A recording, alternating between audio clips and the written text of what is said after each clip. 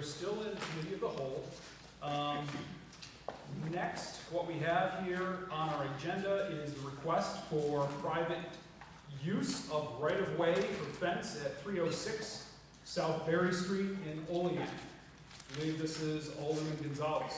Yep, thanks, John. So, as many as the council will recall, a few weeks ago, Ms. Daniels, who's here tonight, hello, brought this to our attention. There was basically what the situation is, between the sidewalk and the street in the subway, there's a fence that's been put up. It's about a 4-foot high chain link fence. You know, obviously, my initial reaction to this was that it was something that needed to go to the zoning board or the planning board, as those types of matters typically are handled by them. I was told that this needed to come back to the council for a ruling, so I think that it's something that we as a council need to discuss. Obviously, it's Ms. Daniels gave a very compelling and honestly pretty terrible story about how she came to want to put that fence in, right? With her motives for doing that, and awful, right? Like it's hard to even talk about, right? But it really speaks to how much work we as a community, not just Olean, but Cattaraugus County and New York State, and you know, have to do to try to stop these things from happening, for being a more inclusive and more welcoming community. But that being said, we also have to look at this from a very clinical standpoint in terms of can we have a fence like this in a subway, right? Like I don't see where that's ever happened anywhere, right? So I'm trying to be as delicate with this as I can, because I hear the reasons why, and I get it, right? Like I would want to do the same thing. But our jobs aren't necessarily in this matter to make a ruling on emotion. Our jobs are to try to make a ruling based on consistency and code and law and whatever. So I open it up. Any feedback you guys have, basically what we have to decide tonight is whether or not we want to allow the fence to stay or not. Okay, thank you, Alderman Gonzalez. Anyone? The council. Alderman Robinson? I'll start. I brought this up to make a point last week, and you know, it is hard to discuss. You know, it's something that you wouldn't imagine happening in this town, but the fact is it does. And you know, just to go back to the fact that the fence, I know the fence has to come down.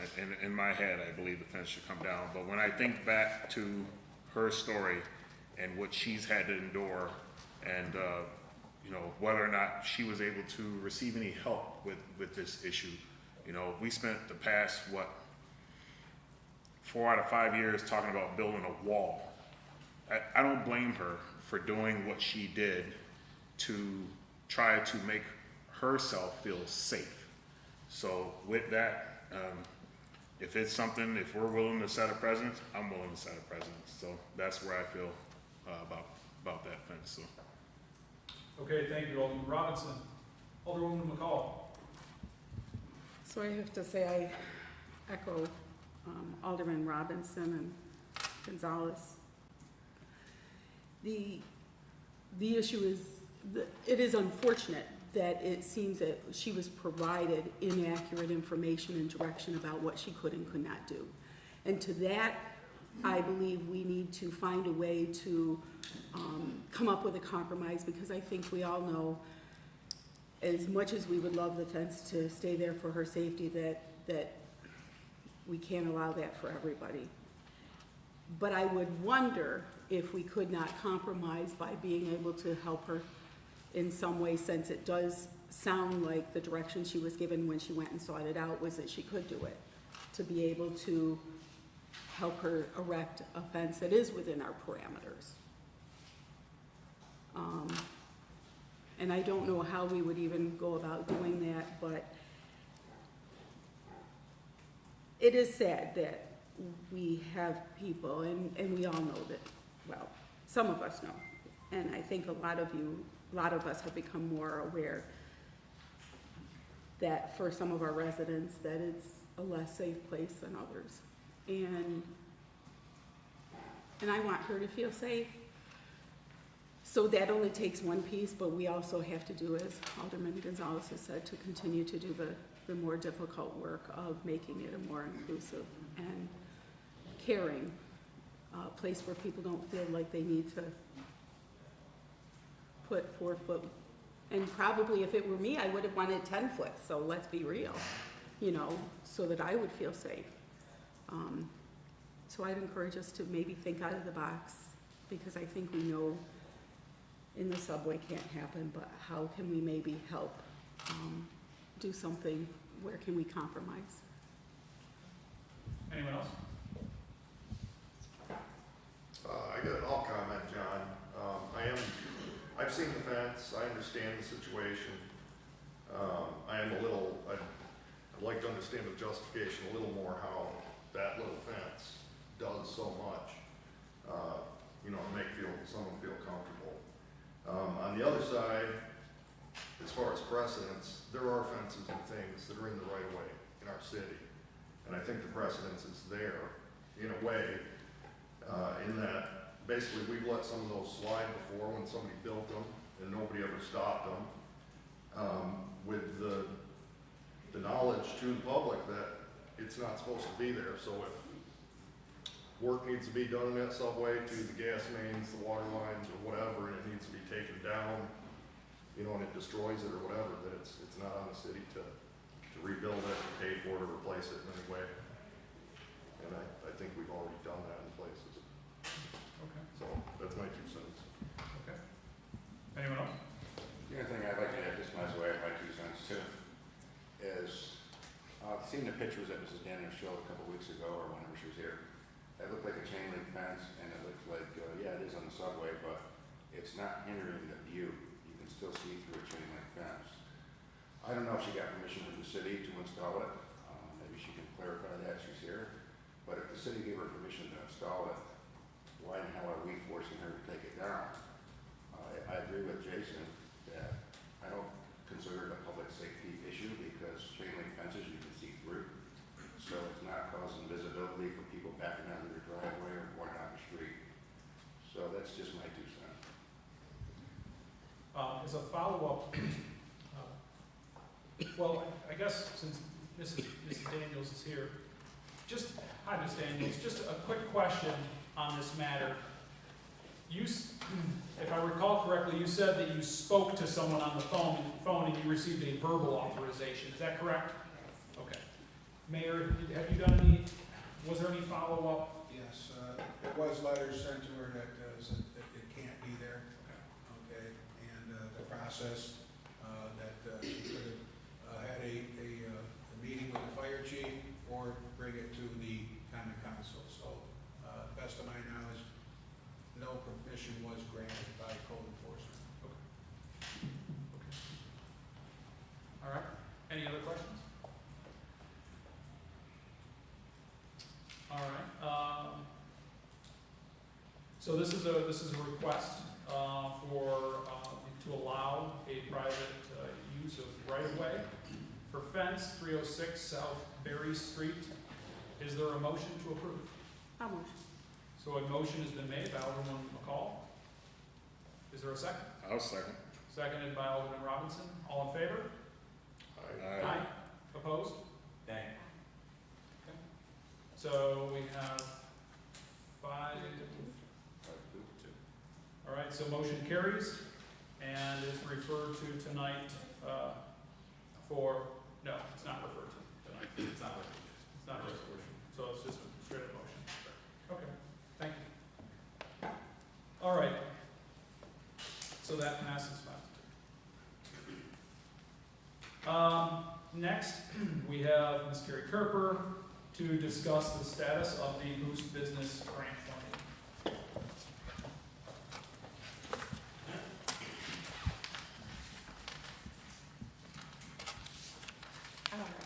Can you hear me? Okay. We have an upcoming Boost Business Grant committee meeting. It's on the 20th. So I asked that this item be placed on the agenda for discussion. As you may recall, $100,000 of the ARPA funds was allocated towards the real estate assistance program, and another $100,000 was allocated towards the marketing assistance. I just want to give a status update where we are. Based on the May submittals that the council and the committee has reviewed and then the council ultimately approved, there were 3 prior awards under the real estate assistance in the amount of $13,600. For the June deadline, we received an additional 7 applications in the amount of $35,000. So that brings us to a commitment right now. If the 7 are approved on Monday, that would bring us to $48,600. So the remaining funds on hand would be $51,323. For the marketing assistance, we received much more interest in that program. So there were 12 prior awards in the amount of $68,380 and leaving us with $31,543 on hand to date prior to going to the committee meeting on Monday, where we received 10 additional applications in the amount of $45,286.59. So that would leave us with a shortfall of $13,743.59 underneath the marketing assistance program. So I'm coming to the council today to seek guidance on how I should relay this to our Boost Business Grant Committee. With it being that, would you feel that we just tell the last 3 applicants in the order that they were received, we're out of funds, we can't commit, and then we'd have to significantly reduce the 4th to last that was received? Or the other option would be to transfer that shortfall so we could approve the last 3 and totally commit to the 4th, and transfer $13,743.59 from the real estate assistance program into the marketing. And then secondly, for discussion, seeking guidance, is how would you like to move forward? There's a July deadline. And would you like to totally shut off the marketing assistance program? Or would you like to keep both programs open and then possibly do a transfer in July based on interest that was received, and also do it on a first come, first served basis, and then close out most likely both programs? Thank you, Carrie. First off, I think you've done an incredible job. The program's been going gangbusters, and this is, doing what the money was meant to do, and that was to inject it into one of the purposes, to inject it into small businesses in our downtown, in our city. So it's going great. Just as a follow-up to the council, so essentially the marketing grant program is tapped out. It's short $13,000, some change. There's still funding remaining in the real estate portion. And so Carrie's asking if we would consider transferring that shortfall from the real estate portion into the marketing. So that way all the businesses that have applied and have been approved through the committee would get funded. Alderman Witt. Yeah, I think the transfer is the most logical. I just have a question. Are they the same type of request as we've had before with the marketing, with internet or advertising, I think was big. And so the committee hasn't seen them yet. I will come on I believe it's the 28th, and I will have that exact breakdown for you based on the review and recommendation for approval. I've reviewed every application that's come in. Again, a lot of it is online, website setup. There's gonna be some new things with the marketing this time that I haven't seen in the past. Because there were some commercials before. I will come with the exact breakdown of those 10 apps, if they are approved and what they'll be used. I think the transfer makes the most sense. Anyone else? Alderwoman McCall? So You know, I agree that the transfer probably makes the most sense, you know, because part of it is we want to maintain our businesses. At the other time, part of putting the real estate piece in was to try and bring new businesses to downtown. And so I would hate to drain that fully, because if we had a new business that was interested that this would help, you know, this might be a deal breaker for them. So I think we need to kind of balance. We all want to support our local businesses who have been in there and hung in there, but, you know, we also know we need to grow downtown area too. And I can help with that. So if we make the transfer, there would be approximately $37,500 left in the real estate for the July deadline. So if that helps. Alderman Anastasia? I'd just like to say too, I agree with you and Linda that we should do the transfer. And Carrie mentioned maybe possibly having the cutoff date moved from July until now. But since we're out of funding, I think we should do the transfer and say the cutoff date is now. Thank everybody for applying, but we just don't have any more funds after today. Okay. All right. Anyone else? All right, so this is a discussion item, so you're just kind of looking for some direction, Carrie? I am, so that way I can guide the committee in their decision-making and their recommendations to the council for formal resolution on the 28th. So I think the council is in favor of transferring to fully fund all the applicants received Okay. through this round. As far as what direction going forward, I mean, there's a part of me, I agree with Dave and with Tanya here. We do want, it's $37,000, and I think it's at least important to try to see if we can get that money to help either keep businesses in our downtown district or promote some to come into our downtown district. Okay. So I think, is there anybody who disagrees with that? So probably the marketing portion would be closed at this time, and that might change down the road, but I think we leave the real estate portion alone.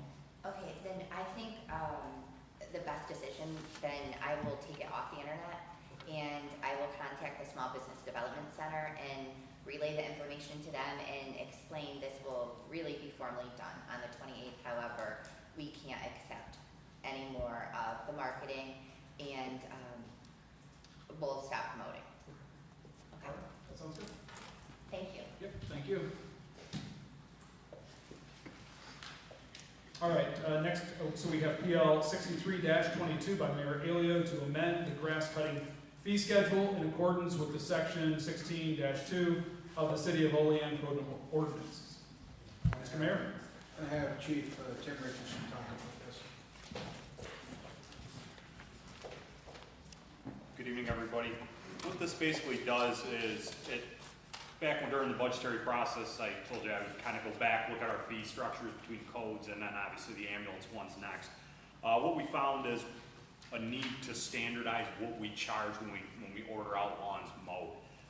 What this does is that fee of .016 per square foot with a $50 minimum, that covers our most common lot size in the city, and it prevents us from getting into where one contractor's charging X, one contractor's charging Y. So when we put our plan is to put out an RFP to solicit contractors that are interested in mowing nuisance grass, weeds, all that type of stuff. So we have some type of standard. So one, just because, you know, it's almost like tow trucks. We use them on a rotational basis and try to rotate through the contractors. But this way it standardizes it across the board for us. And that's what we're asking for this evening, is to get on that all on the same page. All right, any questions from the council? I guess the only thing I'd like to ask is if there's a way, you know, when we set these prices, like by square foot, but time goes by and the prices change, and so you end up getting contractors not interested. That price gets lower, right? Right. I don't know the answer, but I'm interested in what could the answer be to where that number is allowed to be adjusted to match. Me personally, Jason, like just every year, you know, kind of look at it, because right now the volatility is fuel, right? So it's you know, getting more and more expensive to trailer them up and mow these quarter acre lots, and you know, it's using a lot of fuel costs. So that's why we're trying to get a bump here as well to help them out. as long as you guys are good with being diligent, bringing it back, you know, I know we went through some fee things with budget time this year. We found things we hadn't upped in 20 years, so. Oh, yeah, and there's already You know. stuff on that we'll reevaluate for next year, just because of the cost of building materials. Okay, but I'm with you, I know you guys are pretty good about doing that. So, I mean, since we're on it, it's an adjacent matter, we're on the topic of grass cutting. It's my understanding, Chief, that any complaints across the board, or I should say, any code enforcement action, is complaint driven.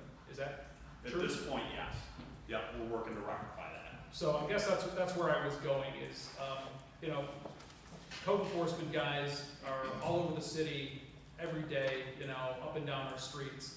And wouldn't it just simplify, not opening it up for every possible complaint, but when grass is foot high at a residence, does it necessarily need to be complaint driven? No, and we're being more proactive that's one of the things we're, you know, the mayor can allude to this more than I, is we're trying to bring on another civilian code enforcement officer and then divide those up, because right now it's obviously the biggest construction season, so you've got CEO Reed that's tied up with the inspections, the zombies, the vacancy estates, and Captain Bauer's tied into doing plan reviews, so now with this additional person, grass and garbage, that's where we shift to a more proactive approach. And start putting knockers and everything else. And the other, I'm sorry, the other, go ahead, Paul. No, go ahead. Okay. The other thought here is we want to have this person coming on that's gonna work Saturdays also, because that's when a lot of projects are being done that permits are not get, you know, they don't get permits for, so it'll be a good thing to remind them that they need a permit and we'll get out and do that, so. Awesome. Alderman Gonzalez? One thing we talked about earlier in the year, Tim, was basically like a report that we could build, that we would publish on the city website that basically said, that gave a listing and status of all active code actions, right? Like, for example, you know, house on York Street, ordered remedy served on 6/1, next action date 6/14, you know, long reason grass needs mowed or something like that. I think that would open up a lot of the, you know, we want to be transparent, right? And I think when we get a lot of calls, hey, you know, what is the city doing? Why aren't they doing something about this? There you go. That's what our actions that we're taking. Instead of having to call you, you know, then call us, then we call you, and then you call your guy, and then he gets back to you, and then we go through this whole thing. It's all just published. It's all out there in the open. You can just say, hey, go look there. I don't know. Like I said, it's something that doesn't exist. I don't know how feasible that is to do that, but I think it's something we should, you know. Well, my initial thoughts are is to give you a summary ORs, or orders to remedy. Yeah. That, you know, anything that's extremely, I guess would be dangerous, or like garbage. Garbage usually, because rats, vermin, everything else, usually we can try to put that out at 3 and 5 days. You know, and then grass goes sometimes 5 to 10 days, but at least that way we can give you either a bi-weekly report, because generally the ORs are 10 days. At least that way when a constituent calls and says, hey, you know, why aren't you doing anything? Be like, well, there's an OR, they're waiting to expire. And then once that 10 days hits, wham, then you know, then we can mow it. And I mean, I assume you put all those in a database. yeah, they're all in a computer system. So I'm sure there's a report that can be run. Yeah. You know what I mean? That could be published, edited. You know what I mean? For I don't know, whatever. People lay on their water bills. We post that. People don't pay their parking tickets. We post all their names there. This is another tool that maybe motivates 20% of them to get it done quicker, right? More compliance. Yeah. Yeah. Alderman Witt? Thank you. Chief Richardson, I've noticed lately that a lot of the big lots in town, people only cut back so far. Was that distance changed at one time? It's basically almost like you're gaining compliance through negotiations to get the site back. You know, because some of them you get that there's a few properties, particularly in the north end, that we deal with every year, that we're like, do us a favor and cut back 25 feet. So that way, if there's a deer hiding in there, people have a reaction time to see that deer come out before you smack it. You know, so that's one of the things we kind of compromise so they can get to it eventually. But that's usually our first go round, is to be nice and be like, all right, just do this for us, and then kind of more with honey, I guess, sometimes. I know in my ward, I have some frequent flyers on the grass, and they finally figured out they have to pay, so they're starting Yeah, it catches on. And we're getting better with that recovery. Yeah. So, Thank you. yep, thank you. Okay, anyone else? All right, before I let you go, Chief, I do want to, I've been meaning to thank you for your help as well as code enforcement on that property on Irving Street that I had brought up many moons ago there, and so to give an update on the council, so that property has been deemed, it was deemed unfit, right? And then has it been cleaned up now? They're working towards They're it. working It's a on it? slow, methodical, you know the Yeah. condition of it Right. and stuff, and it's been, very, working with the folks that came down to do it has been a great help in giving a veteran a need to be That's able to correct. do that. It was a really tough situation there, so thank you to you for your efforts on that. I appreciate it. That's it. Okay, I'll entertain a motion. Motion is made, I'll go ahead and second. PL 63-22 to amend the grass cutting fee schedule in accordance with the section 16-2 of the City of Olean Code of Ordinances. All in favor? Opposed? Motion carried. And is referred to tonight's regular meeting for resolution. Next we have PL 64-22 by Mayor Elio to amend the ambulance billing rates. Mr. Mayor? This will be Chief Tim Richardson also. And again, to reiterate, with transparency and everything, and doing my due diligence, is to try to keep reevaluating fee schedules, to make sure that if there is revenue out there, that we try to capture it, because that's the name of the game sometimes. You'll see that the proposed rates that are in the packet, really the only moves are a $50 increase to what's called the ALS 2 level, and then a $5 increase in mileage. That's kind of what we're after this evening. So basically, just to explain what our service levels are, an ALS 2 level is generally 3 or more medications our medics administer, or an extremely critical patient. An ALS 1 would be your breathing difficulties, some of your trauma patients. BLS level would be pregnancy calls, broken ankles, those types of things. PI is what's called a paramedic intercept. This is where we help our neighboring communities. A lot of them are basic life support level.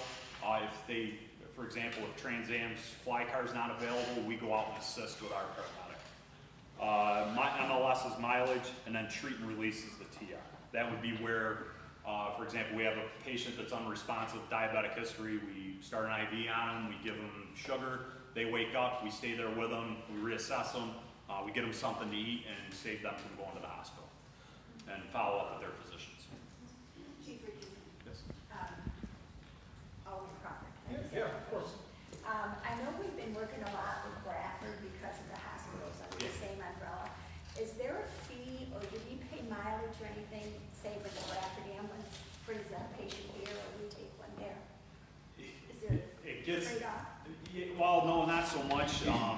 We do get the additional mileage of transporting there, especially when you go from a delay status. Sometimes it is actually, our ambulance crews can clear faster by transporting a stable patient to Bradford.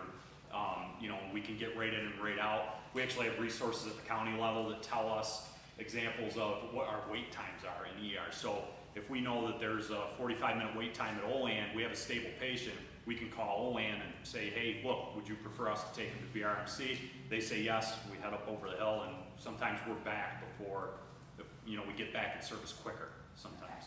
I was just curious how it worked. Yeah, yep. Okay, thank you. You're welcome. Okay, any comments or questions? Seeing none, I'll entertain a sponsor. A sponsor. Sponsor is made by Alderman Hall. Second. Second is Alderman Panis. All in favor? Aye. Opposed? Motion carried and is referred to tonight's regular meeting for resolution.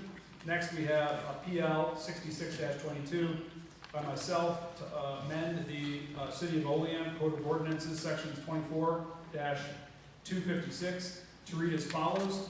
Whenever any person shall operate a bicycle, rollerblades, or electric scooter within a public park or playground, such person shall yield the right-of-way of any pedestrian and give an audible signal before overtaking and passing such pedestrian. So this resolution, as well as the next one, so I'm going to kind of talk about both of them simultaneously here. PL 67-22 to amend the City of Olean Code of Ordinances, section 24-257 use of bicycles and rollerblades to include electric scooters, extending the business district, and amending fines for offenses, storage, and impoundment. These haven't been addressed in a while. You guys know, I typically bring riding bikes on sidewalks up almost every summer season, as it can be a recipe for disaster. So before I get into what happened recently, I don't know if you're aware, but currently under our code of ordinances, you're actually not allowed to ride a bike in our parks or through our parks. And so I thought that was a little bit outdated, considering we're putting in bike trails all over the place. And so I thought a way of trying to update this, but still, show preference for pedestrians, but allow, obviously, people with bikes and electric scooters to go on our trail system as we continue to expand it throughout our parks, is to, say, hey, you've got to yield to any pedestrian. Secondly, and I guess what I'm going to talk about more so is 67-22, extending the business district. So I forwarded you all an email about a family recently that was down around the area of Phillips Dog Command School, and the child walks out of the business. We know how close the sidewalks and the doors to the businesses are, and the child gets smothered by a bicyclist on the sidewalk. So my understanding is that the response, really for that is, well, the cyclist is in compliance because it's outside of the business district.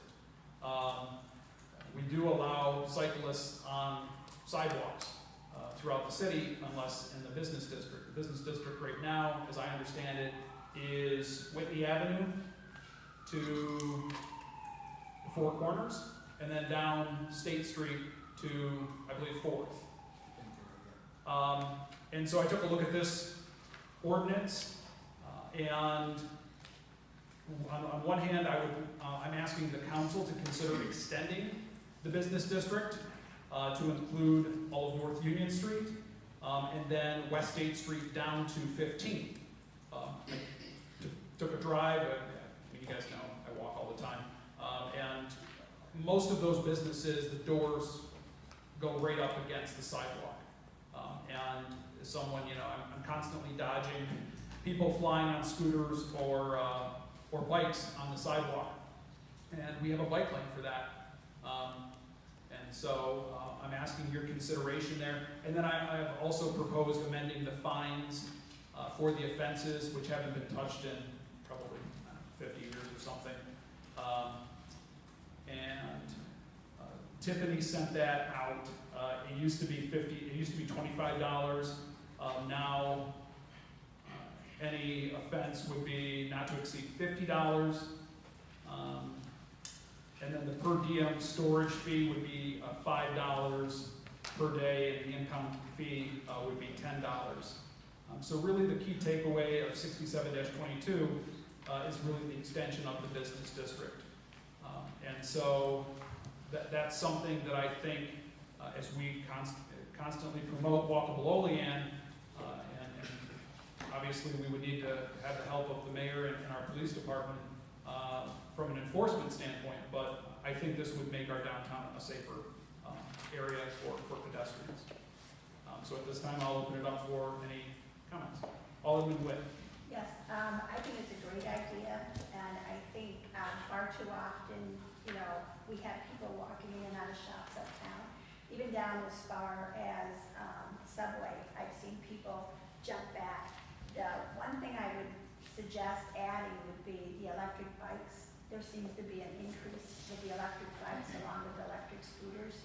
I was weeding Saturday, and there was an electric bike that came through and went around the corner towards Berry Street, and there were people coming from the Holiday Inn to go to the Gus Macker, and they kind of had to scoot out of his way.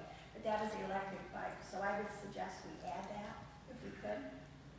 But I think the rest of it makes much more sense. And we used to have signs uptown that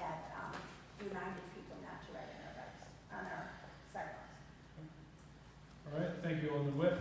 Alderman Gonzalez? Yeah, John, I just had a question. First of all, I'm obviously I'm in favor of this. I think this is pretty common sense, and you know, I don't see any problem with it. But I just had a question about the email in particular that we got describing the incident. The bicyclist that made contact with this kid, did they fall too?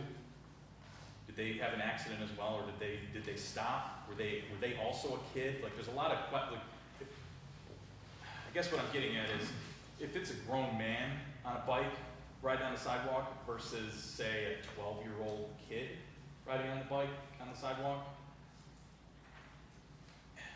So actually, Nick, if you don't mind, I'm gonna throw you on the spot, but I've asked the parent of the child that got injured to join us here tonight. So he was there, Paul, so he might be able to answer your question. I'm just curious, right? Like, Yeah, I'm sorry, I was not there, I did not witness it. Okay, I apologize. It was my wife, my son, and Oh. Mr. Phillips, the business owner. Oh.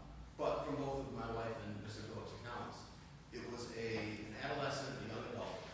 They couldn't really pinpoint an age, but late teenage, most likely. The cyclist was traveling at a very high rate of speed, very close to the building, because, the son was the first one out of the building, and neither the other two people nor my puppy had made it out of the building yet, and he was already on the ground. So, I think it's more about, just having some common decency, as you're alluding to. There was none in this case.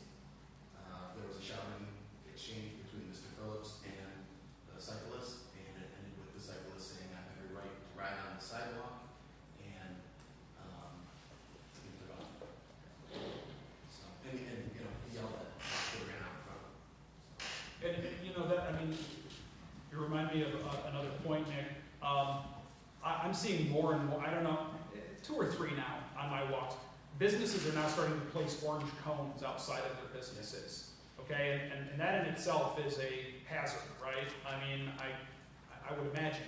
I don't think we want businesses all over the place just putting orange cones out in front of their doorstops because either the electric scooters or bikes are coming by, right? So I think this is the only reasonable solution.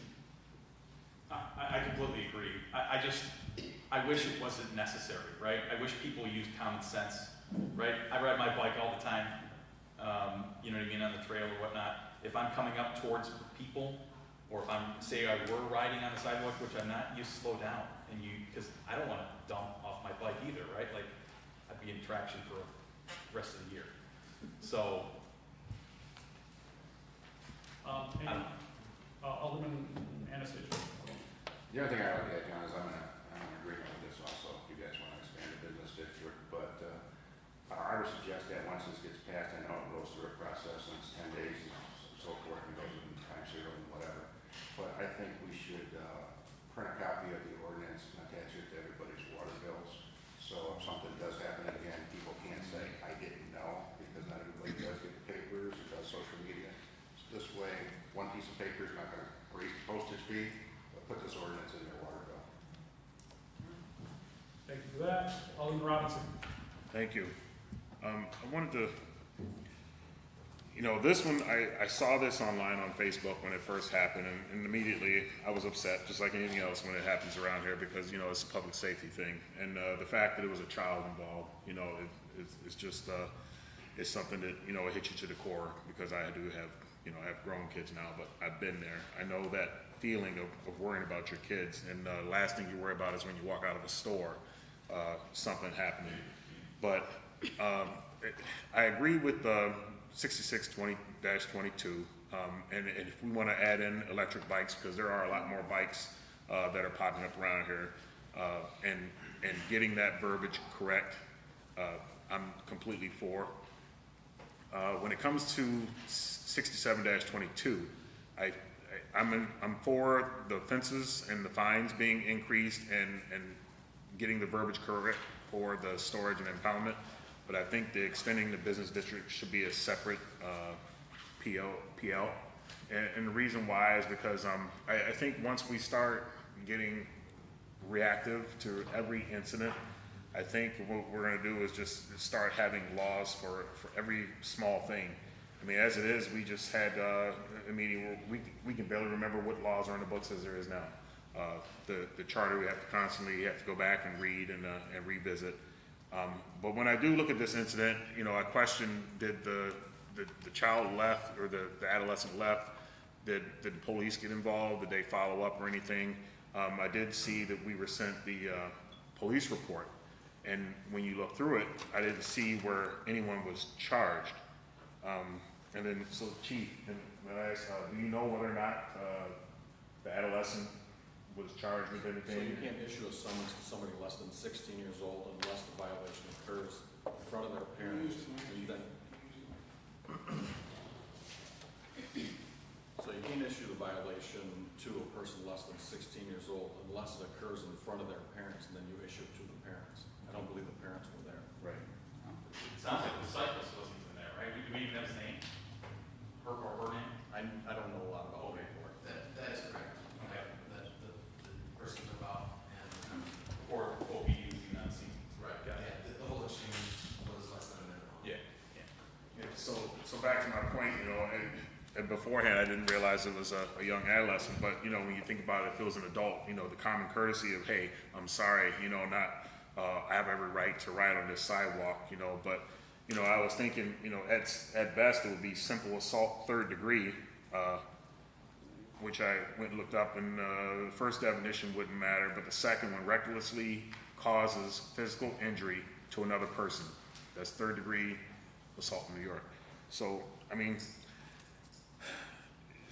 the other thing I think about with extending our business district, while we're getting with more of the electronic things of that nature in this town, if we expand the downtown district, where are we putting our children? Aren't we putting them in harm's way? If we have kids that are out there riding, let's say you have kids out there with their adult parents, they're riding on the bike lane that we have coming down North Union. All parents have been there when our kids were young. It only takes a split second for them to do one thing, you know, veer out to the left, boom. Now they're hitting the car. And then we come back and say, well, you guys are the ones that put these kids in the road by extending or adding to. I mean, existing is already there, but extending it, now you're changing the dynamics of the city further down, east or west, depending on which way you go. So, I mean, with that, you know, I'm all in favor for making adjustments and changes and enforcing the laws, but extending the business district, that's, to me, that's kind of a tough pill to swallow, because while I would agree to it, at the same time, now I am putting our kids into the street to ride with people that, just face it, they, Texting nonstop. yes, the texting, they can't maneuver a circle, and it's a single lane circle, for God's sakes. I mean, there's so many variables that we have to look at here. So when it comes to extending the business district, for that very reason, I would have to be a no. And that's totally, you know, I totally respect that opinion, Alderman Robinson, but I would respectfully disagree. You use the word reactive to one case in this situation. Before your time, I talked about my son having this exact same situation on West State Street, okay, walking along, and cyclist, I don't know if you got Linda or Paul remember, Jack got hit the same exact thing, right? And so I would argue this is being proactive for, as we have more and more electric scooter riders, more people that don't belong on the sidewalk, right? Electric scooters, mine goes 15, 20 miles an hour. And, you know, I think this is, we all have to learn how to cohabitate. We have driving lanes, we have bike lanes, we're creating bike boulevards, right? And sidewalks, especially where, you know, and I was trying to come up with what makes sense as far as you can't have a business district the entire length of West State Street. But I went down to 15th Street because I looked at ASCII business store, and I mean, their front door in the sidewalk is right there, right? And I mean, those tight quarters, I think we've got to get those off the sidewalk. And that's, again, just difference of opinion there. Alderman Witt? No, and I agree.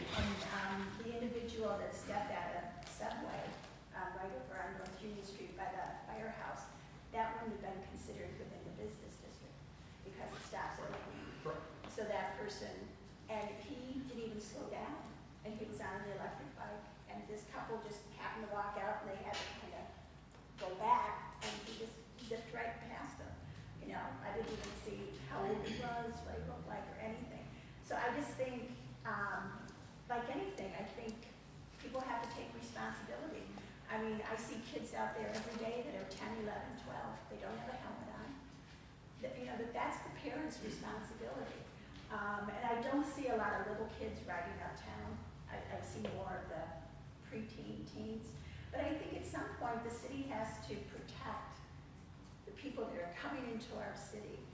And, you know, you have to start somewhere. And I think updating this law is a good start. And like, I think either you or John mentioned, you know, times are changing. Things are electric now, the scooters, the bikes. The bikes are the ones that scare me because they just go all over the place. But they shouldn't be on our sidewalks, especially uptown. And I'm glad that we're extending it down because this would have covered the subway. Just one quick rebuttal to that too. And I guess I would bring up, as we all know, we want to move more and more towards community policing, but also police discretion. When we first started going uptown on our bikes, and our daughter was small, we would tell her to ride on the sidewalk, right? I mean, when she's 6 years old, right? She's not going at a high rate of speed. Right. I've got to believe that I mean, if we work with our police department, that situation, I mean, we're out in the street, the adults, but we would let her kind of go on the sidewalk. Now, would I be, in that case, I think there's discretion there, versus I see adults, people bigger than me, riding bikes, going, 15 miles an hour down the sidewalk. That's a recipe for disaster. Alderman Anastasia? I don't know if this week's a public hearing or not, changing ordinance, but I was just thinking too, hearing Vern's complaint, and I agree with what you were saying also. Maybe in the ordinance you can put no battery operated or motorized bicycles at all, period, riding on the business district sidewalks. And then maybe solve Vern's issue is if we do that, have an age limit, maybe of 10 or under, they're allowed to ride on the sidewalk, because they'll be at a slower rate of speed, I would hope. But I don't know if that's gonna complicate things or not, but I think so. Not necessarily. And 10-year-olds can go too fast. Alderwoman McCall. So a couple of things. I think I see some hoverboards and skateboards, so I think that we need to be thinking of what don't we want on the sidewalk, right? And what makes sense. We're talking also about inclusion, and, I know that there are individuals that, particularly maybe some children and stuff, that it's not safe for them to ride there, and maybe parents do want to go down there. So the problem with saying that, when my youngest daughter was riding, she had just gotten a little scooter, right? And actually, the SRO had told them, you can't do that, and had followed them to the house, and we had, put the fear of God into them and stuff. So I've always known, don't let them, because they could kill someone, I think. But I say that because I think that I don't want and I know you say we don't have a lot of little kids, but I don't want little kids riding in that bike lane. And by the way, riding, I don't care who it is, around the circles is like a recipe for somebody getting killed, because what happens is they tend to ride down the center of it, and we already know people don't know to yield to the left. So I think that if we're gonna do it, and we're gonna say none of it, I think that 15th Street is too far.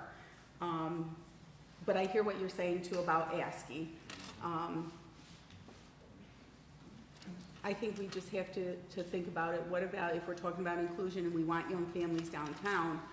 I don't want my 6-year-old riding in the road, and and we can say, well, yes, are we going to tell the police, okay, but not this person. This person can. If they're 6, if you think they're 8, if you think they're 10. So whatever we're going to do, it'll have to be consistent.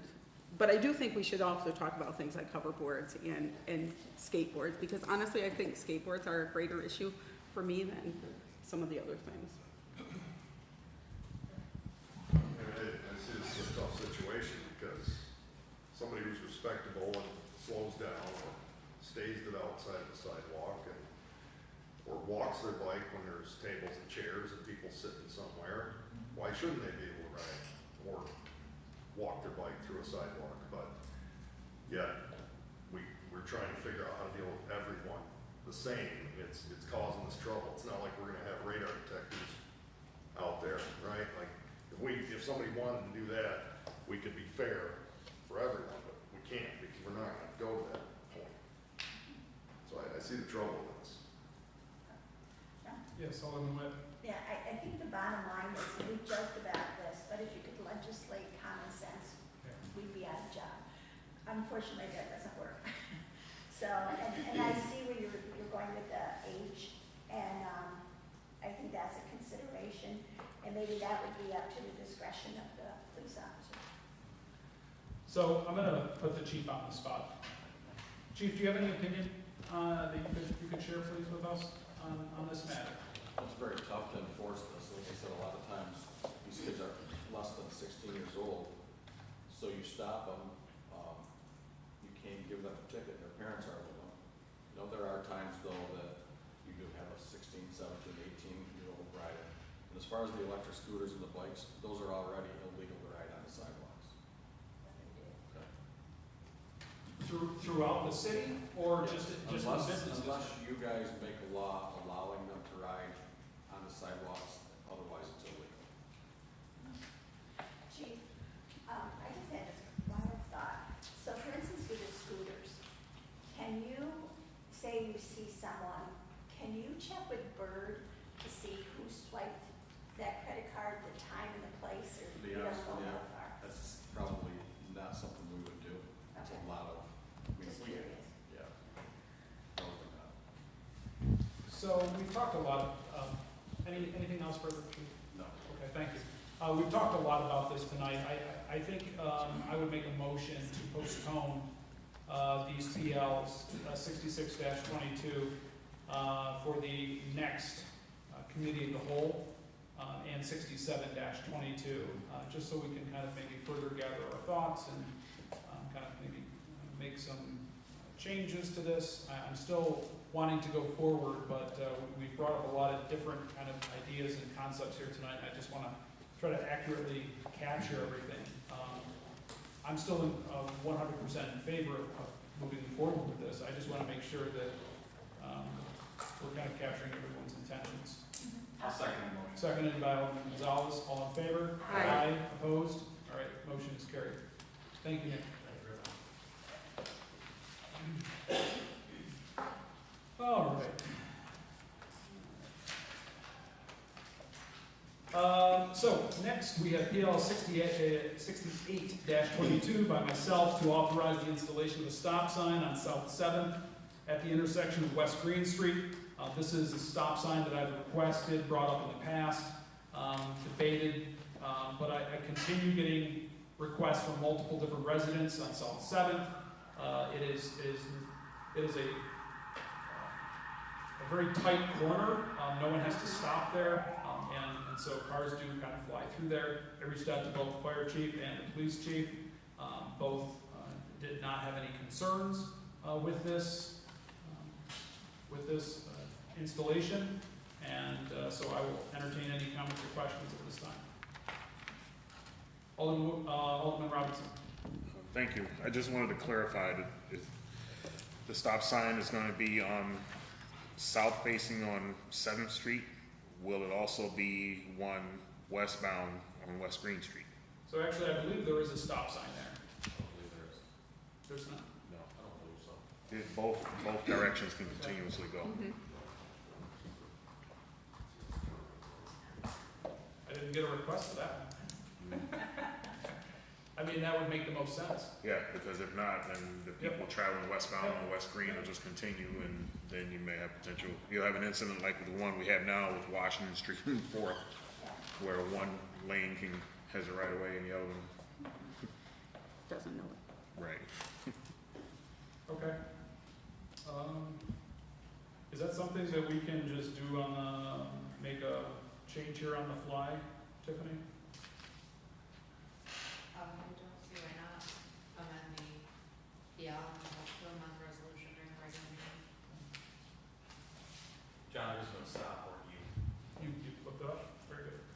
Okay, then I would make a motion to amend PL 68-22 to authorize the installation of a stop sign on West Green Street as well. I'll second. Seconded by Alderman Robinson, all in favor? Aye. Okay, so that has been amended. Okay, thank you, Alderman Robinson, for that. Any other comments or questions on this? Seeing none, I'll make a motion. Could I get a second, please? Second. Seconded by Alderman McCall, all in favor? Aye. Opposed? Motion carried. And is referred to tonight's regular meeting for resolution. Next, we have PL 69-22 by Mayor Alio to authorize the sale of 122 East Henley Street to a private entity. Mr. Mayor? Yes, as we talked about this last week in committees at length, and Mr. Ayers has made an offer to the city to we sell the property to him, and he will do the repair the sidewalks and put new sidewalks in along this property. So this property's been on the city's plate for a long time. We've had no other interest in the property, so I would like to see the council act on this and let Mr. Ryan's take care of the property. Yep, I fully support the improvement to the neighborhood over there. Any other questions or comments? Okay, seeing none, entertain a sponsor. I'll sponsor. Sponsored is by Alderman Gonzalez. Could I get a second? Second by Alderman McCall. All in favor? Aye. Opposed? Motion carried and is referred to tonight's meeting for regular meeting for resolution. I'll make a motion to adjourn our committee of the whole. Could I get a second? So please? second. Second by Alderman Gonzalez. All in favor? Aye. Opposed? Motion carried. All right, so at this time, I will call to order the regular meeting of the Common Council for Tuesday, June 14th, 2022. Will the clerk please call the attendance roll? Alderman Witt, Here. Alderman Panis, Here. Alderman Gonzalez. Here. Alderwoman McCall, Here. Alderman Robinson, Here. Alderman Anastasia. Here. President Crawford, Here. all present. Please rise for the invocation.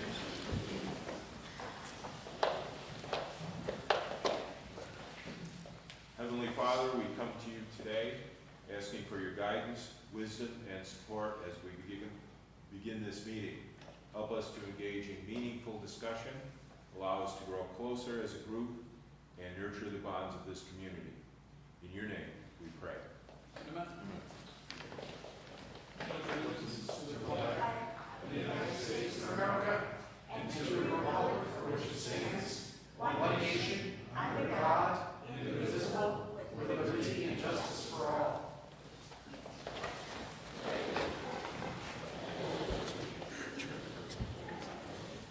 Reading, correcting, and approval of minutes of the previous regular meeting.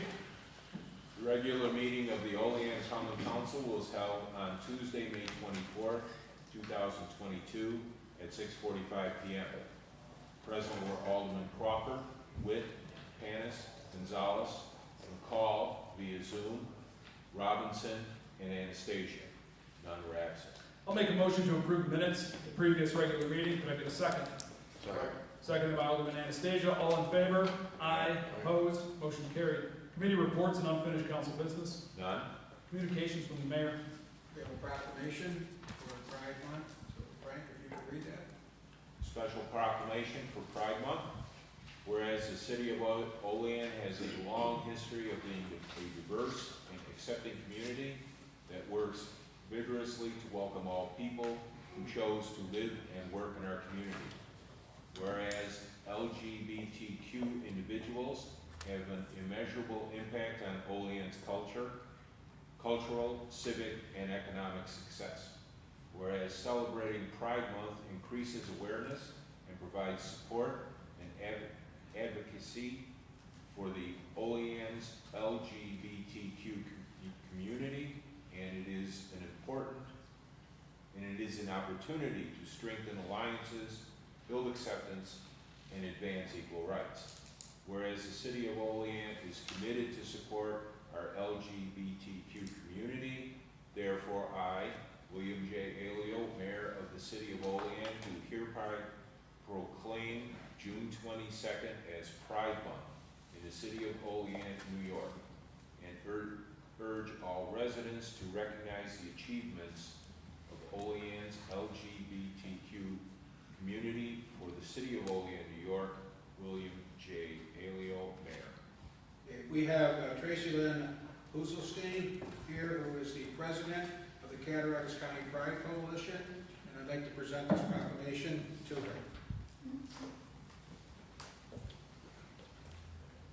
On behalf of the city, I'd like to present this proclamation to you as designating June as Pride Month. Thank you. So, thank you. Thanks for coming up. We appreciate it.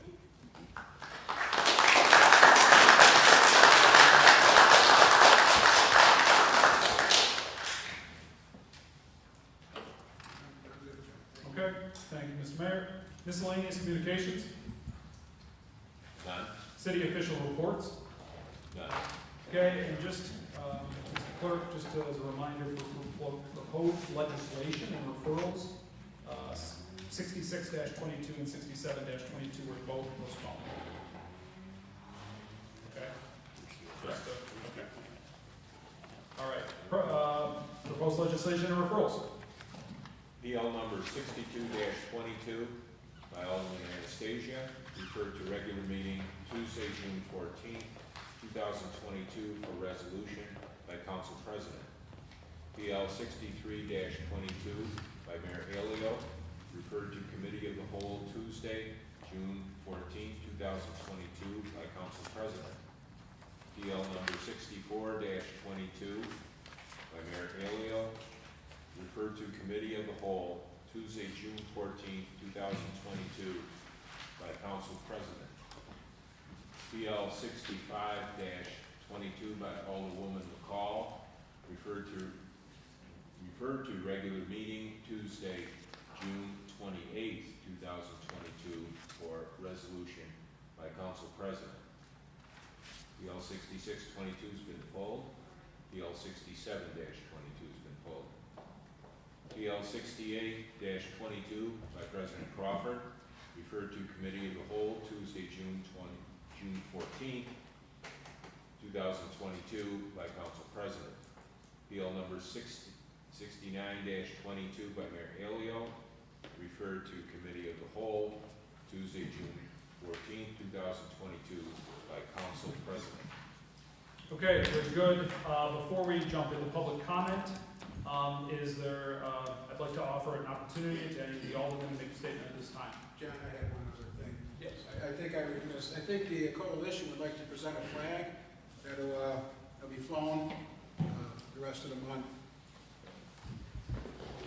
We want to give you this flag for Pride Month to hang up outside. We'll take care of it. All right. Thank you. Forgot about that. No worries. Thank you. Thank you.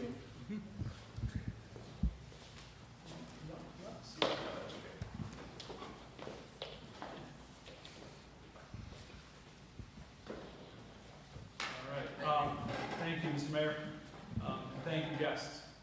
So before we jump into public comment, I'd like to offer an opportunity to any of the aldermen to make a statement at this time. Alderwoman McCall. Not so much as a statement as a plea. You know, I know we're working on Oak Hill Park and getting somebody to, we've put out some RFPs, some bid, but in the short term, that side of the park on 4th Street, we would never allow any other city lot or property to look like that, or it would go to code enforcement and they would be fining. I'm gonna ask that I went over there to try to weed whack. It was beyond my level of expertise. I'm not sure what you need to mow that stuff down. But when we talk about critters and different things, you know, I think we need to do something in the short term, and I would ask that we address that in the short term as well as in the long term on there. It must be 2 feet in places. Okay. Thank you. Anyone else? John, Alderman Panis. I'm gonna continue with what Alderwoman McCall was on there. I drove down Putnam, I think it is, the other day, and you're on that side of the park and even up around the basketball or the tennis courts, and I realized, I don't know, because we had planned to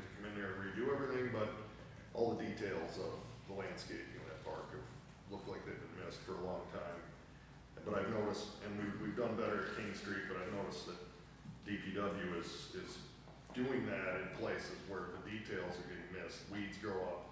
It happens along our main business district, around the trees. We need to focus on that sort of thing, because all those details to me are what make our city look good. Okay. Thank you. I'll go ahead and make a statement at this time as well. A little over a month ago, there were concerns that were brought before the Common Council about the actions of one of our police officers during his investigation of a complaint. The mayor, police chief, and myself reviewed the police officer's body cam footage. We spoke to the officer, and we collaboratively found that he acted ethically, practically, and lawfully in his duties. And so I wanted to share that with the Common Council. Mr. Mayor, would you like to add anything? Yeah, I want to thank you, John. I brought the topic to John, we looked into it, and I would offer to any of the aldermen here, if they would like to see the footage, please come and I'll show you the footage of the officer's interaction with the citizen. Thank you, Mr. Mayor. Anyone else? Alderman Robinson. Yes. Let me start with the good. I see this is a turning point right here. Acknowledging LGBTQIA community is a proclamation in the month of June is huge for Olean. It's something that coincides with the Equity and Inclusion Committee that we're still looking to get brought back. But at the same time, there is still work that needs to be done to sidestep that. Wasn't expecting that. You know, I want to just say this. I know a lot of times I express myself about our city and our police department, our fire department, all the departments within the city. And while a lot of it is, I believe, is constructive criticism, I don't consider it to be anything that slanders or purposely goes out to try to hurt our city or our departments. I have the utmost respect for our police chief and our police department, but I do, let's see how I'm gonna say this. I do believe that if there was time, effort, and everything put into checking a video, maybe you should have included the person that made the comment. I think that that would help with the wasted tax dollars that were involved with having whomever was involved with looking at a video. I mean, I guess I probably ought to just leave it right there while I'm good, but appreciate knowing that no harm, no foul, but that still doesn't correct the issue of the fact that my name was mentioned, period. I'm gonna leave it at that. Okay, anyone else? All right, seeing none, will the clerk please read the public comment statement? The public comment portion of the Common Council regular meeting is established to provide members of the community with the opportunity to publicly state their views, voice their concerns, or to provide input pertaining to any issue affecting city government. Additionally, the mayor, Common Council members, and city department heads encourage any person with questions to contact them at their offices. Okay, so at this time, I would invite any members of the public, and just to get an idea, since we do have a larger group than normal, could I get an idea of how many people would like to speak tonight? Okay, so I'll be pretty, you guys have sat through us, okay, so you're all, we can absolutely sit and hear you out too. So at this time, I would invite any of the, I have a quick comment I'd just like to make real quick. I'm trying to sit this out, but what was the point of having the majority of the Olean Police Department force here? And then they just get up and walk out. I was just wondering the same thing. they have a public comment, that's great, but the fact that they just show up here. So the reason they were here, Paul, is because one of them was accused of being unethical, Okay, and that was kind of corrected tonight. They were here for that. so if it wasn't, what would happen then? They were here because it was gonna be corrected. Oh, okay, they do. Yeah, but it really wasn't much of an apology. Oh, okay, so it wasn't enough. Why aren't they? Well, I'm not even gonna comment anymore on that. All right, Okay. There you go. all right, let's get back to some order here.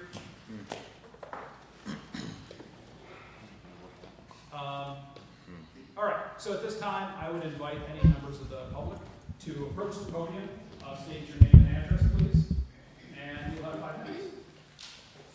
My name is Tracy Fuglestein, and I live at 507 Queen Street in Olean. I just wanted to say, like, this is a great step, a very small step, the recognition of Pride Month, but there's so much more work that needs to be done. Inclusion and diversity is part of that. The LGBTQ community intersects with other communities. And so to have, I forget, the Diversity and Equity Committee brought forth again is going to make a difference. We need people who don't have voices or voices that are stifled to be heard. And if that's not happening, this piece of paper or any other piece of paper means nothing. Action has to be taken. And I'd also like to note that yes, the pride flag was not raised today, but I was told personally that it would be disrespectful to raise it today on Flag Day, which we're all Americans. Like, this is not a disrespectful action, and that was told to me by the mayor. So, giving me this and then telling me that right to my face is kind of a conflicting statement. So, Okay. I'd just like that to be pointed out. Thank you. Thank you.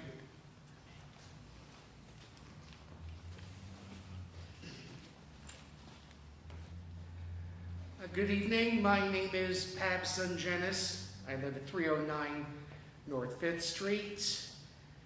I'm very emotional tonight for the step that we've taken, and I do emphasize it is a step. When I first went to St. Bonaventure University 3 decades ago, it was whispered among those of us who were very, very deeply closeted, and that was the only way you were allowed to exist in this area as an LGBT person at that time. Don't set foot in Olean and be gay. We have come a long way, yes, that is true. And to have the acknowledgement of the city government, of the LGBT community in the city, and our contributions is 1,000% more than I would have ever expected back then, and more than I could have ever hoped for even a few years ago. However, I am very afraid. I am afraid that now that we have our proclamation and our flag, that the attitude is going to be, all right, we're done with that, let's move on. We've acknowledged LGBT people, now it's time for something else. We need to acknowledge and stand by every single person in this city, regardless of whatever classification we choose to put them in or that person chooses to put themselves in. That is an ongoing effort that needs to be done. And as far as LGBT people in this city, we do still have a ways to go. When we have a candidate for office in this city who tells people not to vote for their LGBT opponent because voting for them will keep Olean straight, when another candidate refers to an LGBT person as a fat lesbian and there are no repercussions, we have a long way to go. When a hate crime is reported to the Olean police and no investigation is ever done, we have a long way to go. No, we are not perfect. We never pretend to be perfect. My grandfather used to say that the only perfect person in this world wound up on a cross 2,000 years ago, and we are nowhere near his standing. But we have taken a step, and I beg you, please, do not let tonight be an end. But when we talk about tonight in the future, we say, tonight we began. Thank you.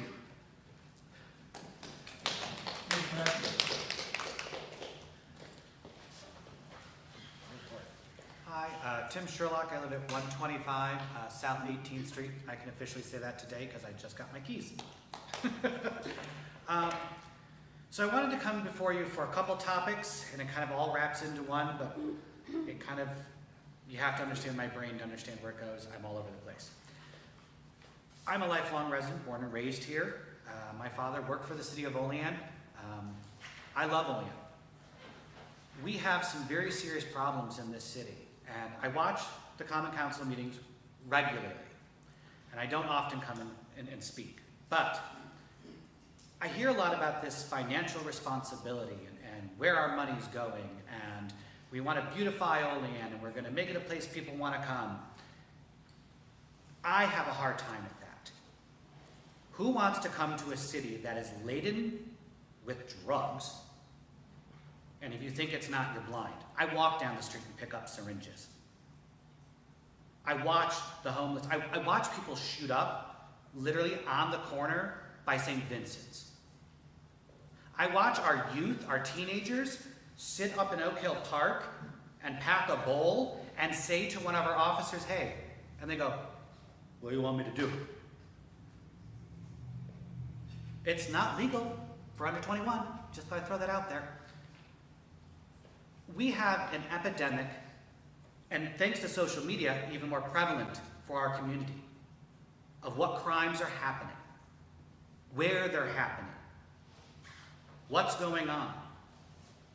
And so when you present me with, I want bike trails, and I want a fire pit, and I want a fountain, I say, you want to make it beautiful for the homeless and the drug addicts? Because that's what you're doing.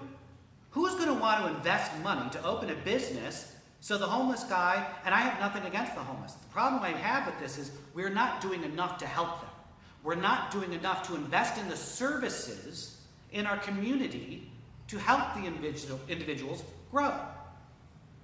We're not doing enough in that realm. If you want to invest the money, let's invest it in those things. We have properties in this city that are absolutely deplorable, that are decaying. And they've sat there for years. I hardly ever hear them talked about here. I love Alderwoman McCall talking about the high grass.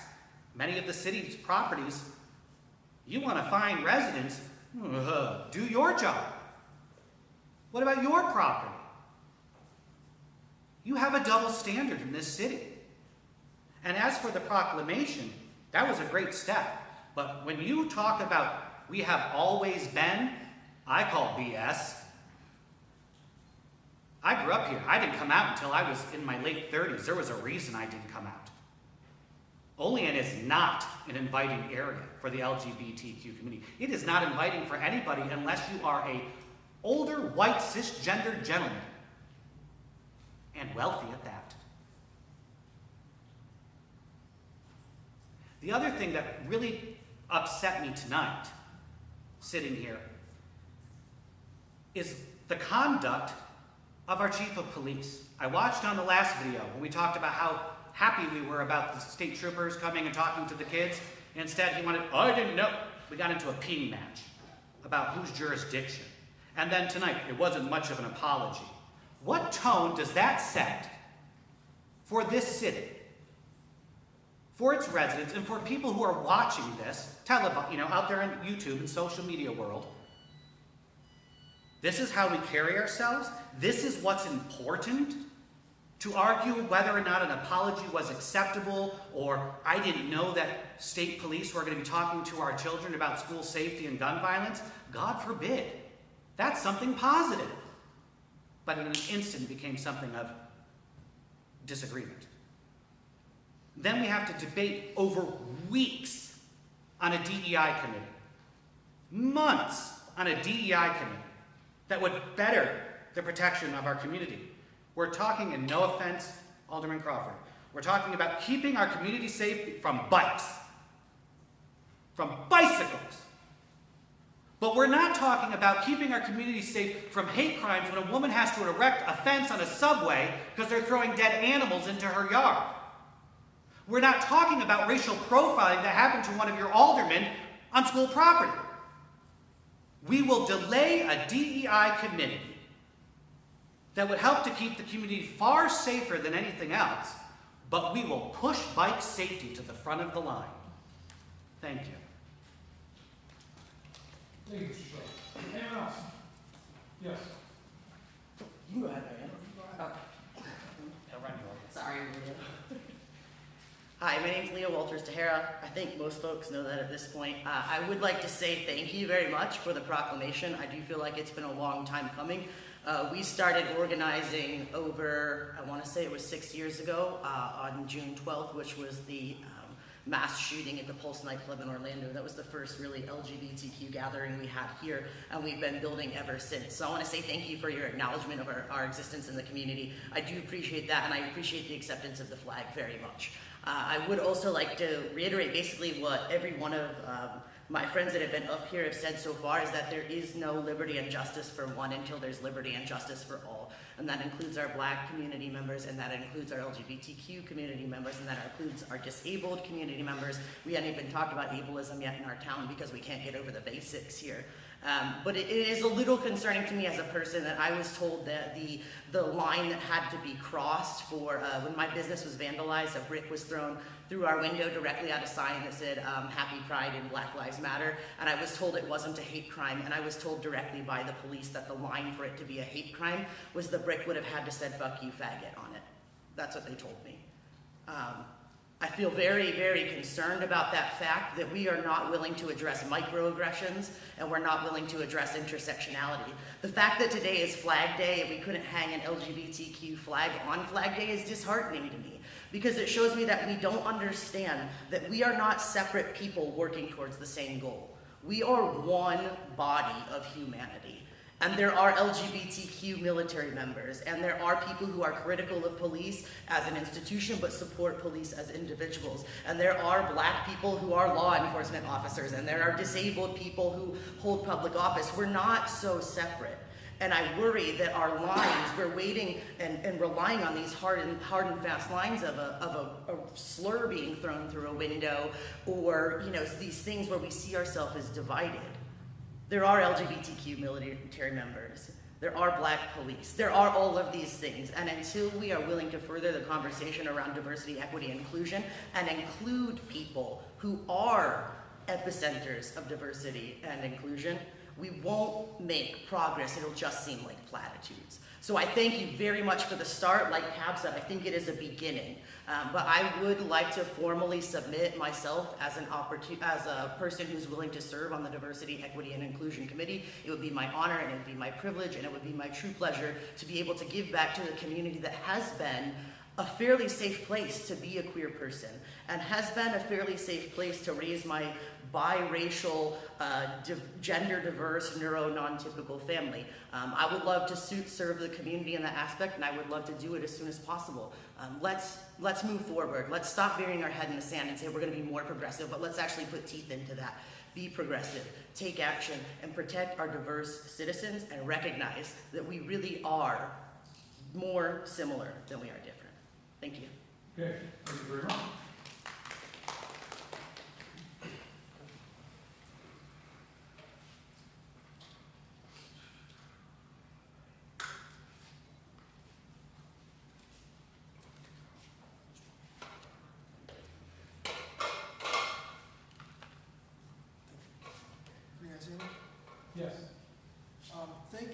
me tonight.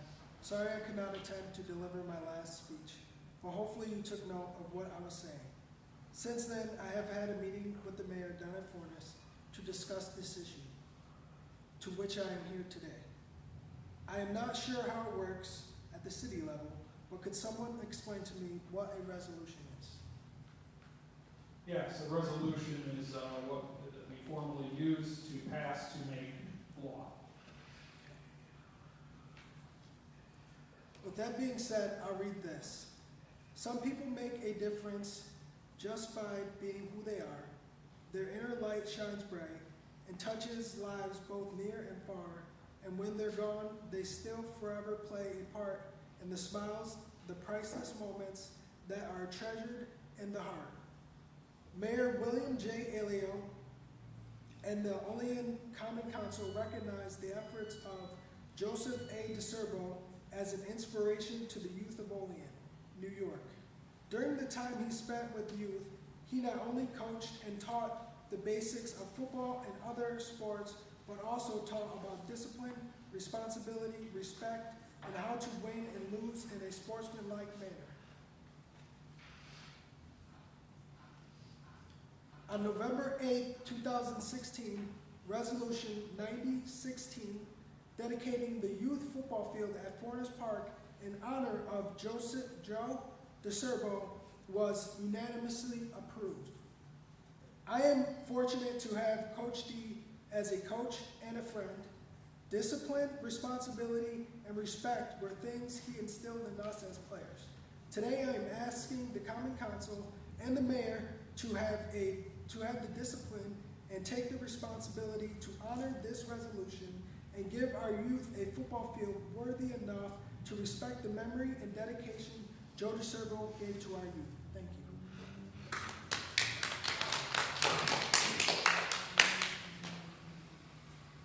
Thank you, Beth.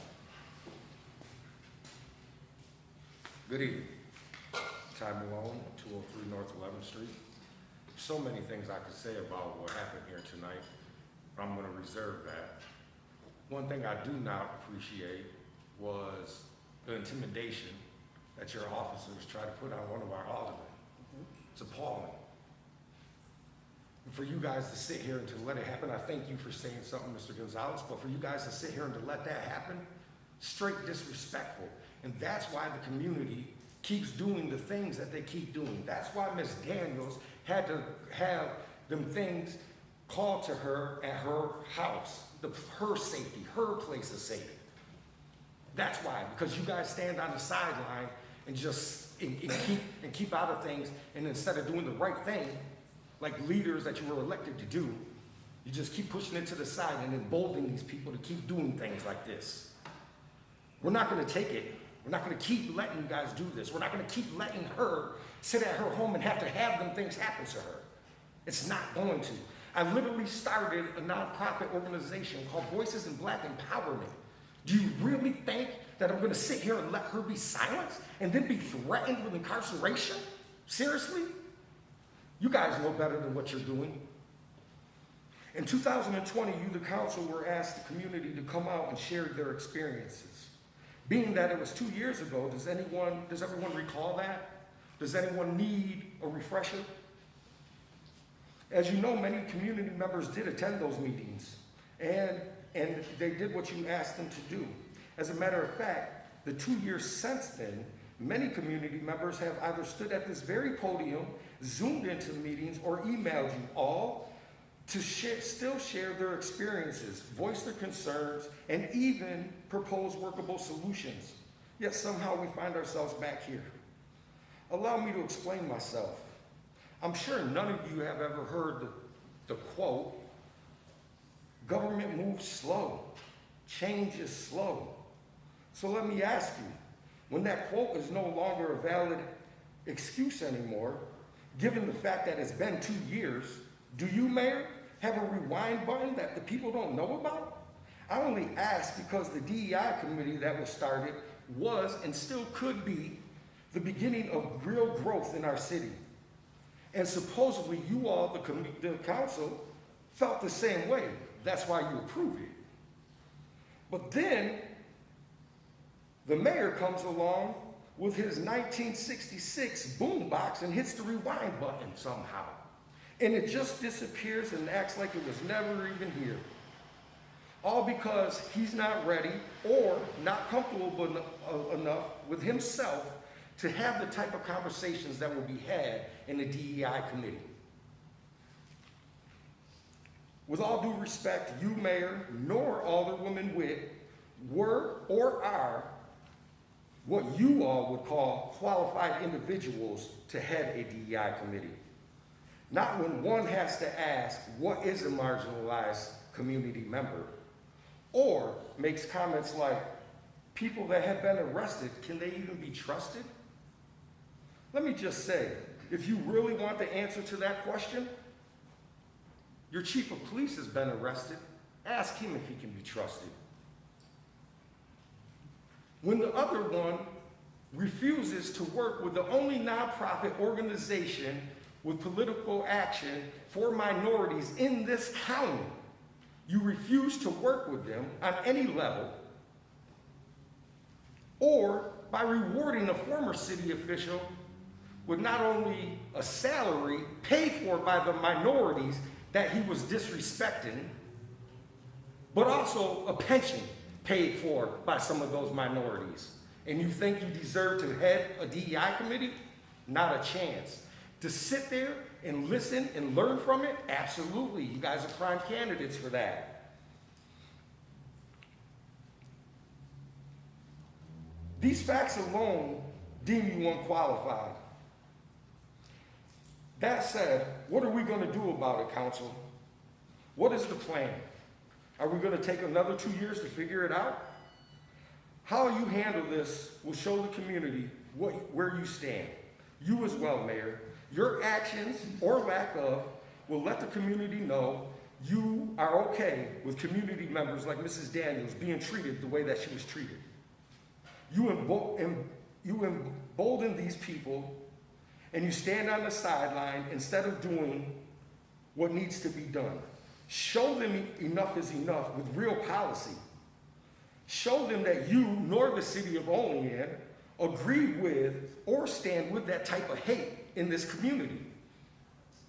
Take meaningful action, reinstating the DEI committee. Add people to it that want the community to grow. Open it to the public so they can share their experiences and ideas.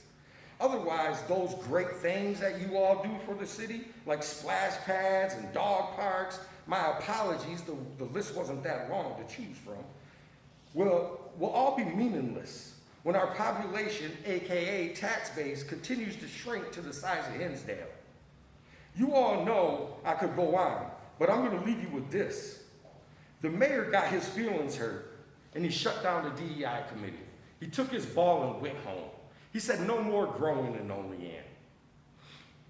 Where does my neighbor, your neighbor, where does she go when her safe place is being violated with hate? Then, when she tries to do something about it, make her own property safer for her to feel more comfortable, is threatened with incarceration. We've seen these tactics before. We didn't accept them then. We're not going to accept them now in 2022. Community members have been here pleading for your help, yet they go unheard. You are backing us into a corner with few options to get out. So I ask you again to be proactive. Do something that will bring positive impact for generations to come in our city. Thank you.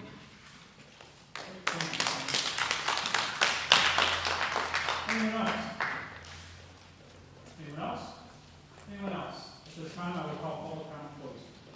On the finance and bills? None. Resolutions. Before we go into resolutions, I'd like to make a motion to suspend the rules. Could I get a second, please? Seconded by Alderman Witt. All in favor? Aye. Opposed? Rules are suspended. I'll make a motion to amend the agenda to include resolution 63-22.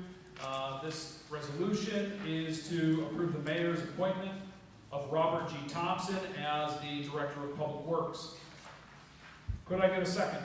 Second. Second by Alderman Anastasia. All in favor? Aye. Opposed? Motion carried. Please continue, Mr. Clerk. Resolution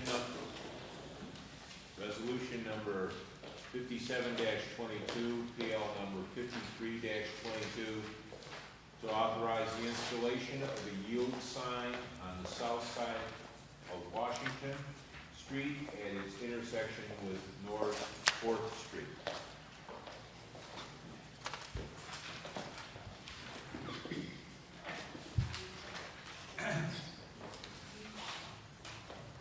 Okay, so this came up a couple of weeks back, and I believe this was Alderwoman McCall. Yes. Any comments or questions on this? All right, seeing none, Alderwoman McCall, would you like to sponsor? I'll go ahead and second that. Okay, seeing none, no comments or questions, will the clerk please call the roll? Alderman Witt, Yes. Alderman Panis, Yes. Alderman Gonzalez. Yeah. Alderwoman McCall, Yes. Alderman Robinson, Yes. Alderman Anastasia, Yes. and Alderman Chairman Crawford. Yes. Passes unanimously.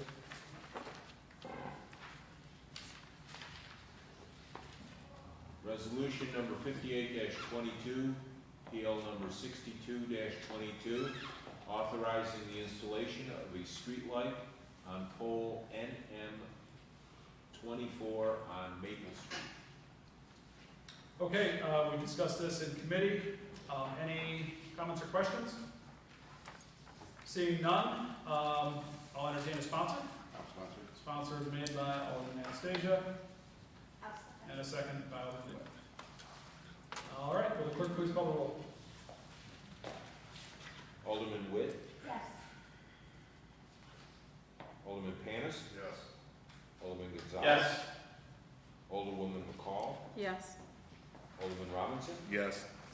Alderman Anastasia, Yes. and President Crawford. Yes. Passes unanimously. Resolution number 59-22, PL number 63-22, sponsored by Alderman Witt and Alderman Crawford, to amend the grass cutting fee schedule. All right, discuss this in committee of the whole. Any final comments or questions? Seeing none, will the clerk please call the roll? Alderman Witt, Yes. Alderman Panis, Yes. Alderman Gonzalez. Yes. Alderwoman McCall, Yes. Alderman Robinson, Yes. Alderman Anastasia, Yes. and President Crawford. Yes. Passes unanimously. Resolution number 64-22, PL number 60-22, by Alderwoman McCall, seconded by Alderman Panis, to amend ambulance billing rates in accordance with the schedule provided by Professional Ambulance Billing, LLC. Okay, discuss this in committee of the whole. Any final comments or questions? Seeing none, will the clerk please call the roll? Alderman Witt, Yes. Alderman Panis, Yes. Alderman Gonzalez, Alderwoman McCall, Yes. Alderman Robinson, Yes. Alderman Anastasia, Yes. and President Crawford. Yes. Passes unanimously.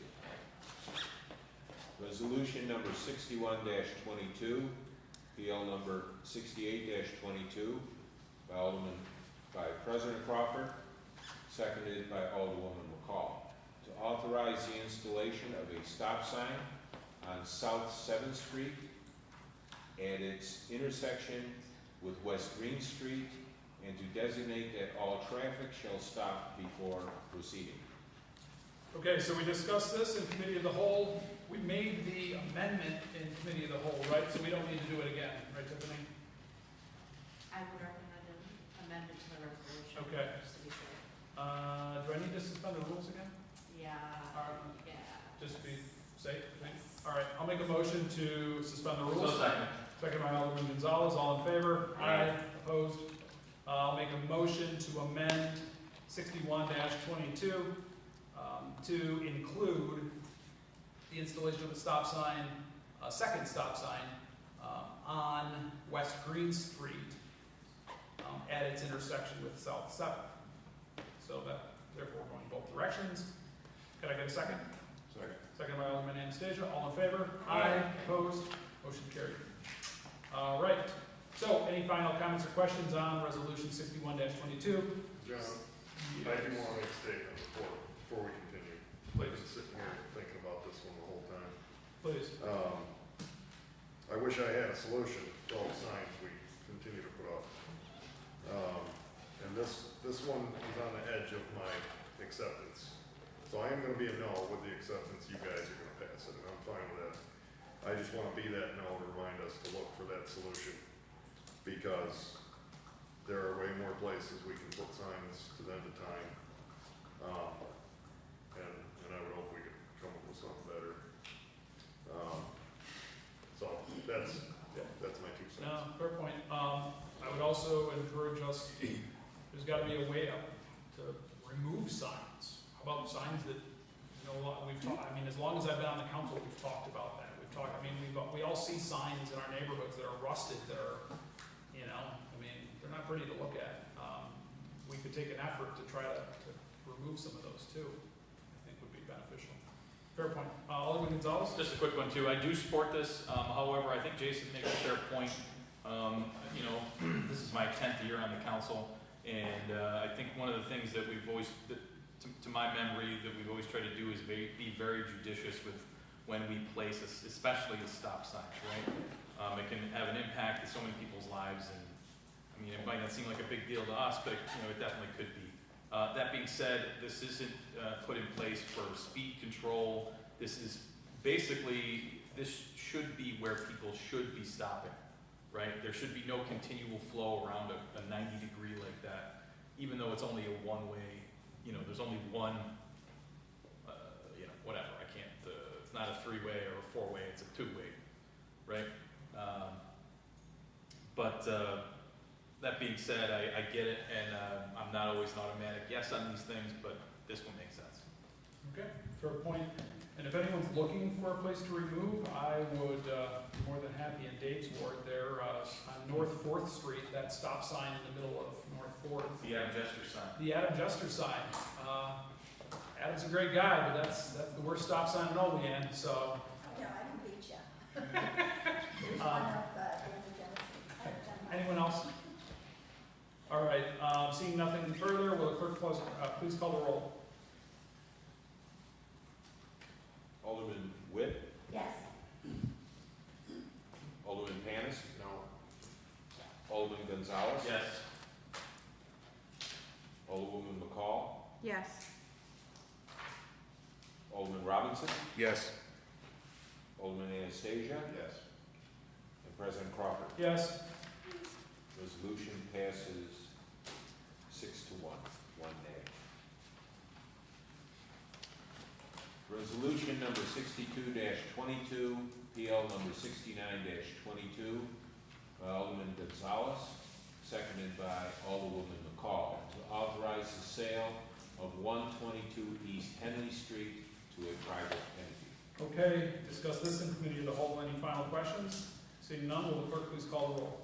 Alderman Witt, Yes. Alderman Panis, Yes. Alderman Gonzalez, Maybe never discuss this again. Yes. Alderwoman McCall, Yes. Alderman Robinson, Yes. Alderman Anastasia, Yes. and President Crawford. Yes. Passes unanimous. Okay, so this is the resolution that I asked everyone to add here. So we've got a resolution, I handed it out, Mr. Clerk, 63-22. All right, PL none. Approving the mayoral appointment of Robert G. Thompson as Director of Public Works.